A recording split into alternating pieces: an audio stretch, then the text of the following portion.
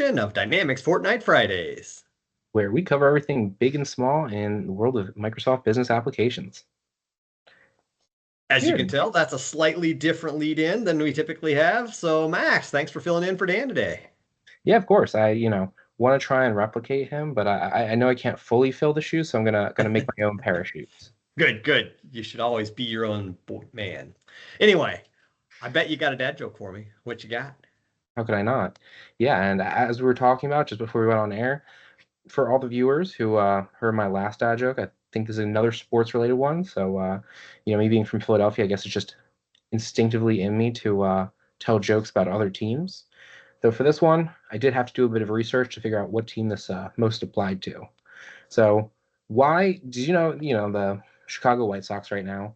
I was doing some research. They're apparently the worst team in baseball, with the worst record at least. And so I found out that with the result of that, they actually lost their website. Do you want to know why that is? Do. It's because they can't string three W's together. Oh, there you go. I like it. That actually was sort of topical with the tech and everything. All right, all right. Well, I went a little topical with the Flag Day today, so June 14th Flag Day. So let's go see if we can find something that's somewhat humorous here. So mine's more of a riddle. Oh, okay. Yeah. So can you tell me which US presidents were able to jump higher than the flag?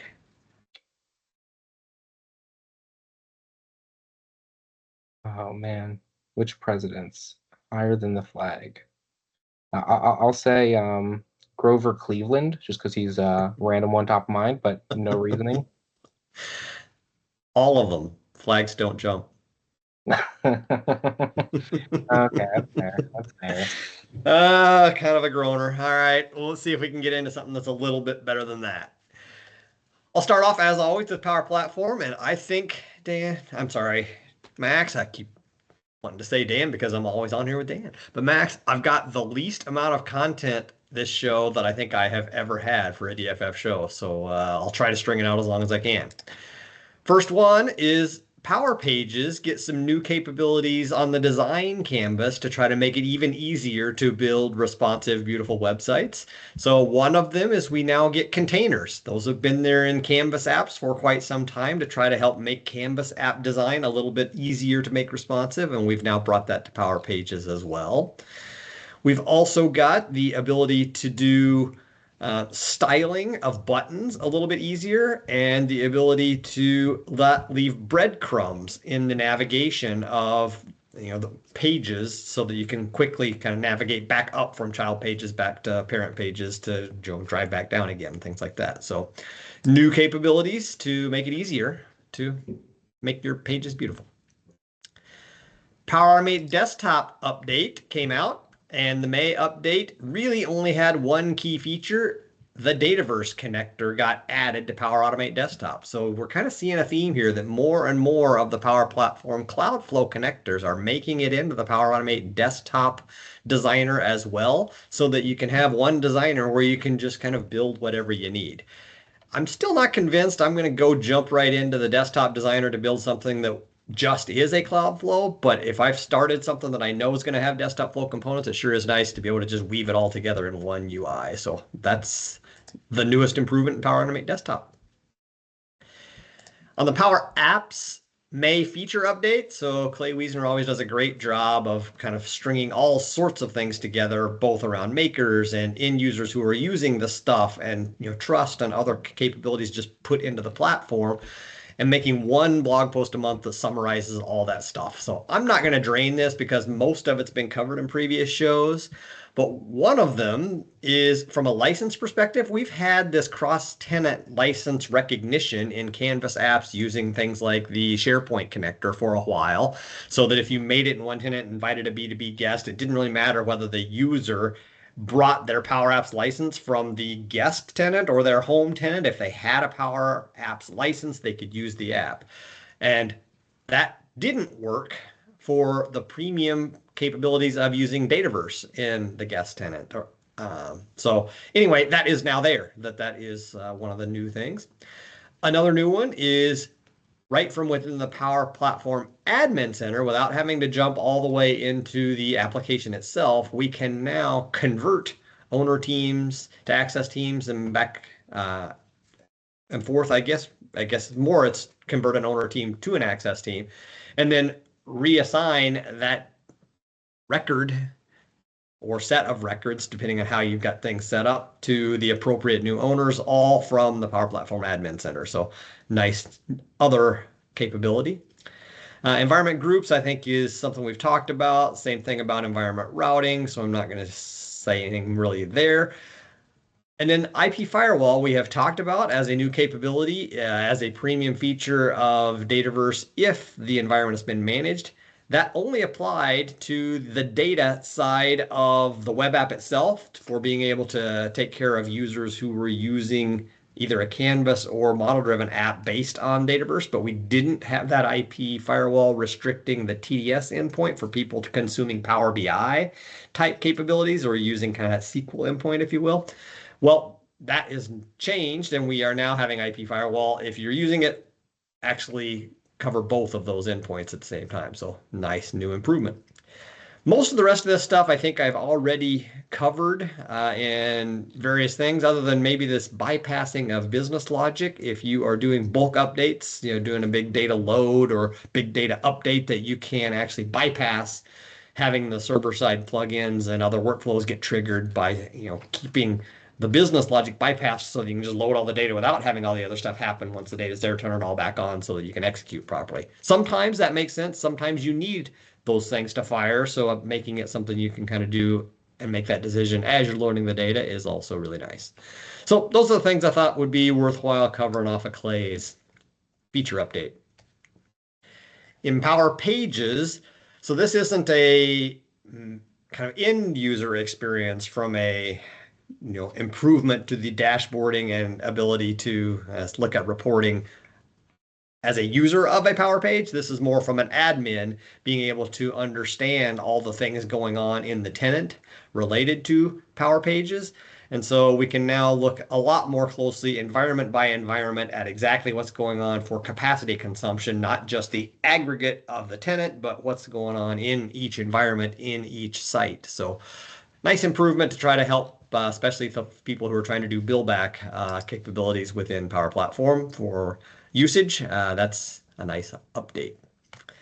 Center of Excellence Starter Kit. Every month we try to come out with an update. The June update is out. It's been applied in my environment, went pretty smooth. So I would encourage all of you to take this update as well.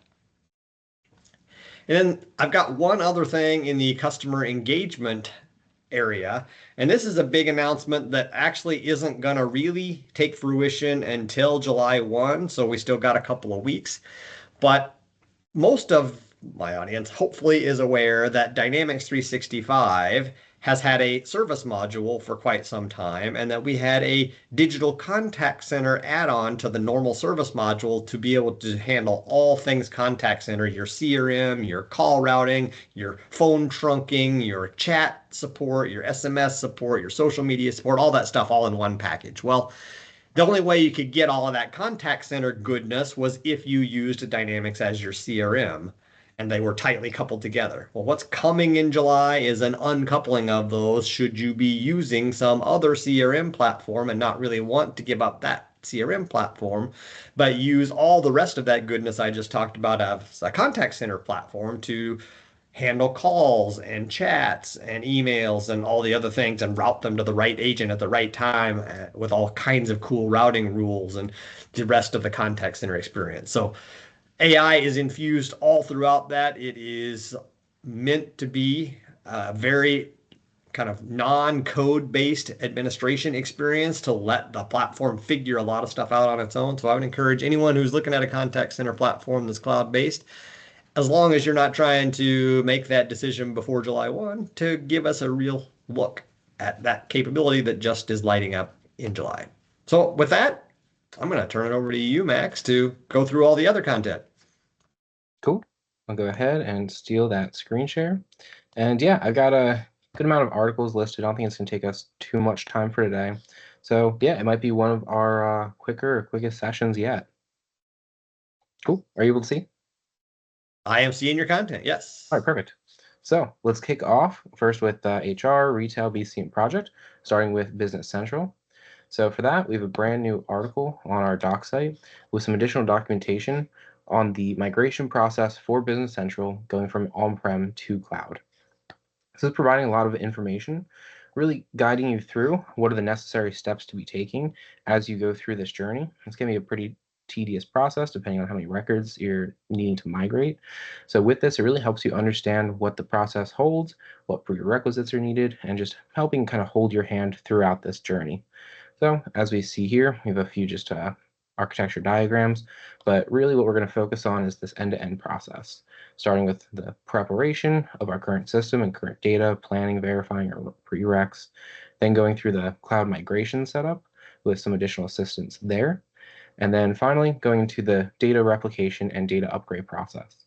So if you're a BC customer who is currently running on-prem and either considering or going through a cloud migration right now, definitely recommend giving this a look. Next, we have a commerce or retail functionality that's brand new in 2024, Wave 1. So this is a Copilot powered smart trend and pattern analysis using store insights. So what we're going to be seeing is a brand new workspace with some additional visualization on our store insights. There's going to be a few key features like we see here, default availability, compatibility with our existing high chart reports, additional localization that adheres to the locale and configuration of the POS setup, and then also our data access control, just ensuring that data adheres to the users logged in and really just ensuring our role-based security. So if you're a commerce user and have been either toying around with Copilot or looking for some other areas to embed Copilot in your daily process, definitely call out this to give it a look.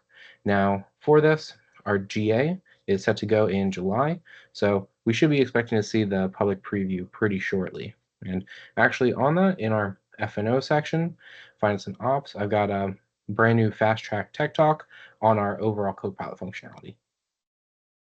So next, we're going to step into HR. This is likewise a new release with Wave 1 2024, avoiding duplication with Microsoft Entra ID integration. So previously, a lot of your user ads would be done pretty manually. However, in most recent releases, we've kind of increased and enhanced the import capability then to tie D365 to those users in Azure Entra. For this, we're seeing a lot of success here, especially in ability to ensure that all users in the system have been correctly set up in Azure beforehand. However, we have seen some instances of duplication errors where a user gets brought in multiple times. Maybe they've been brought in once manually, another time imported. So we're seeing a brand new feature to help avoid this duplication. One reason I really want to call this out is because of what we see down here. So this actually was initially submitted as an idea through our ideas website, and it's actually carried out through to the product release. So I definitely want to call that out because we've, I believe, brought up the ideas site.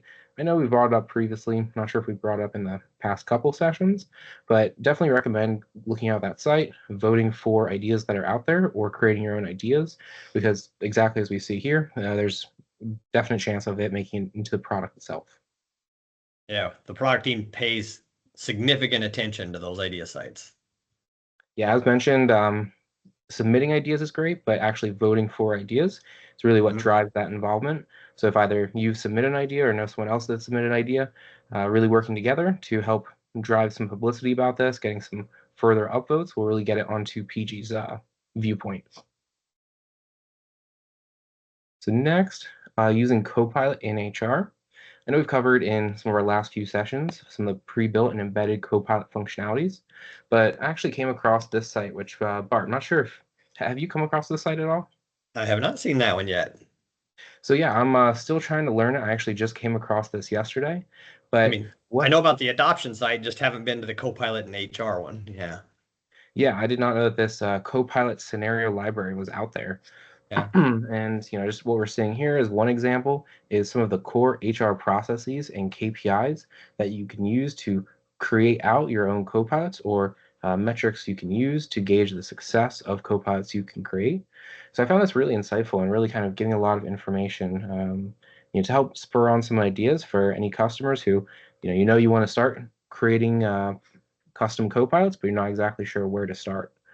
Yeah, I also definitely want to call out here that though I included just the HR subsection in our show notes, there's quite a few different sections to scroll between. So, as one example, there's quite a few different content for our finance folks on the call here as well. So, yeah, for anyone who wants to go out and start building out some co-pilots and wants some ideas on good use cases, definitely recommend coming out to this adoption site. Then, rounding out our first section before moving into finance and supply chain is getting started with Copilot and project operations. So, I know we talked a lot about Copilot, how to utilize it, how it can be utilized from just a process standpoint. But what we're going to be seeing in some of our future releases is Copilot being natively embedded, and some of the setup you won't have to necessarily go through as much. Now, with that said, there's going to be some additional setup and configuration to do to further power Copilot and really optimize it for your processes. So, with that said, we have a brand new training guide on starting with Copilot in D365 project operations. So, walks you through how to turn on Copilot, generating your initial task plans, analyzing risk assessments, reviewing your project status report, and then the overall chat experience. So, if you're a project operations user or really any D365 user that wants to at least get a baseline on how we can start turning on and utilizing Copilot, here's a great learning track that you can start going down, and maybe some good weekend reading or weekend walkthrough. With that, we'll move into finance and supply chain, starting with I come from more of a technical background, so I think this is one of the most interesting links that I've tried to include. So this is a tech talk that happened just about a month ago on the unified admin experience of finance and supply chain as we move into Power Platform Admin Center. So what we talked about here is what the UI is going to look like within PPAC for maintaining and deploying your F&O environments. As users know, there's your implementation project in LCS, whereas in Power Platform, all of your environments are kind of right now in the list. So they walk through the future ability to group your environments in a similar manner. So you'd have an implementation group tied to a single implementation. We also talked about the environment sizing. So one thing, if the team here has not heard yet, the current sizing of F&O environments from Tier 1 through Tier 5 is actually going to be going away. So all environments from an F&O standpoint will be sized the same way. This will be based on licensing. We're still waiting to see what the exact details are there. But definitely give this a call out if you're currently using finance and operations and trying to understand what that PPAC experience will look like, or just the future of the F&O technical architecture. Next is the tech talk I had mentioned just a little bit ago. So this is walking through all of the Copilot capabilities that are currently available in both public preview and GA in the system, and all of those that are going to be released with the 10.40 update. So there's, I want to say, a half dozen, if not more, different Copilot experiences walked through as part of this video. So there's the confirmed purchase order changes, and our collection coordinator summary. Those were some of the first to announce, but there's actually some brand new ones that I haven't seen too much documentation on that they walk through in this tech talk. There's product summarization, there's additional sales order summarization, and what looks to be a brand new sales order workspace with Copilot powering generative insights. So again, if you're either even using Copilot right now in F&O or not using it at all, really recommend giving this a look. It'll show you what the future holds, both for the current and the next few releases. Continuing with our Copilot theme, or at least my Copilot theme for today, we have our navigate and search using Copilot in finance and operations. So I believe when I was last on, I talked about the generative help ability within F&O, where you have a brand new sidecar. You can ask some additional information about maybe how to navigate to a form, how to post a journal, anything like that, and you'll get some information from the doc site. Plus, it'll pull out to any additional sites that you tie into Copilot. However, what we're going to be seeing in the future is what I've been seeing called intelligent automation. And one example of that's here with our navigate and search. So what we're looking to see is you'll say, find me customer ABC, or just be able to type in customer ABC. And not only will it be able to pull that record up for you, but take you to that exact form. Now, in the CE world, that's something that's been the case for quite a while, given their usage of GUIDs. But for any of our F&O users, navigating to a specific form been a bit of a challenge in the past. So really excited to see this come into public preview in July and how they go about doing that and adding that into Copilot. So really excited to see what the future of this holds. Last piece for today is archiving with Dataverse, long-term retention with D365 F&O apps. So this is a little bit of extension on what Dan presented in last fortnight on data governance and maintenance. So this is another new tech talk that was done just a few days ago on our overall data archival and long-term retention processes that we're adding into the system. So users here, I would hope have at least heard some of these features, but we've added quite a few different archival capabilities within F&O to really help you maintain on your storage capacity. This is going to help in both maintaining your storage capacity, but also ensuring that you only have hot records and hot data within your business applications. For any of your cold historic data that's really used for regulatory or audit purposes, we're going to be looking at the ability to archive that off to something like a data lake storage so that it's not being kept in your system and you have a much more maintainable production system rather than it being unwieldy. So we're going to be seeing that go into place. We're expecting some releases this next wave 2 2024, to really enhance on the current archival that was just released as a foundation. But we're expecting to see this increase over the next year. So if that's something that's been top of mind, if you've been looking at wondering on storage, then definitely call out both this video here, plus look back at our past tech talk, watch Dan's segment on data maintenance and governance, and then also give that tech talk a look. With that, I think I'm through for finance supply chain and the related modules for today's session. You had more content than I did this time, Max. It was good stuff. Of course, I try to give everybody the list of all the solution updates that have come through in the last 2 weeks as well. So if any of those are important to you, check them out and see if you want to take them in your environments. I tend to take most of them, but I want to show off the latest and greatest all the time. And most of what I'm doing is showing people all that stuff. So I probably wouldn't do that if I were running the service without doing it in a dev environment first most of the time and everywhere else. So with that, I think we can probably wrap this up and give everybody a little of their Friday back.